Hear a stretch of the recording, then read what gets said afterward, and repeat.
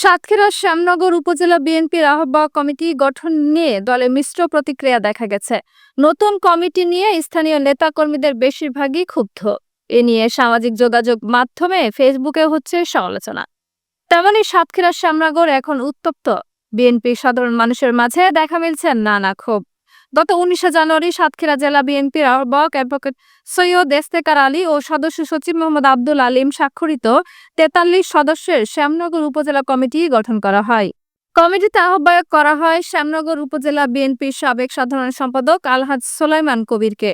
স্থানীয় বিএনপির একাধিক নেতা জানান, আলহাজ সোলাইমান কবির বিগত ফ্যাসিস্ট সরকার শেখ হাসিনার সময় আওয়ামী লীগের নেতাকর্মীদের সাথে আঁতাত করে চলে আসছে। নতুন এ আহ্বায়ক কমিটি নিয়ে তীব্র ক্ষোভ প্রকাশ করে শ্যামনগর উপজেলা বিএনপির সাবেক ছাত্রনেতা জহুরুল হক আপু বলেছেন, আমরা 17 বছর ধরে আওয়ামী লীগের শাসনামলে জেল, জুলুম, হয়রানি ও নির্যাতন সহ্য করেছি। তখন আমরা দলের পাশে দাঁড়িয়ে আন্দোলন সংগ্রামে সক্রিয় ছিলাম। অথচ এই কমিটিতে এমন অনেকেই রাখা হয়েছে যারা গত 17 বছরে আমাদের পাশে ছিল না এবং আন্দোলনে তাদের কোনো ভূমিকা ছিল না। তিনি আরো বলেন, যারা দলের সংকটের সময় একেবারের জন্য মাঠে আসেনি তাদেরকে গুরুত্বপূর্ণ পদ দিয়ে আমাদের অবমূল্যায়ন করা হয়েছে। আমরা এই কমিটি মানি না, এটি বাতিল করতে হবে।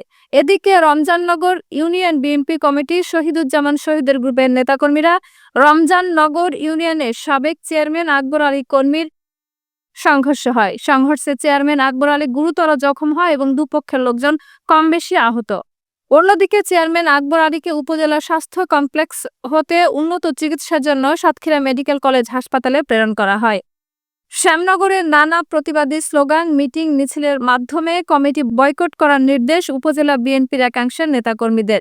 পরিস্থিতি নিয়ন্ত্রণে রাখতে শ্যামনগর থানা পুলিশ সহ সেনা সদস্যরা কাজ করে যাচ্ছে ও নিয়মিত প্রশাসনের টহল দিতে দেখা যাচ্ছে। অনেকে অভিযোগ করে বলেন, মোটা অঙ্কের অর্থের বিনিময়ে এ কমিটি গঠন করা হয়েছে।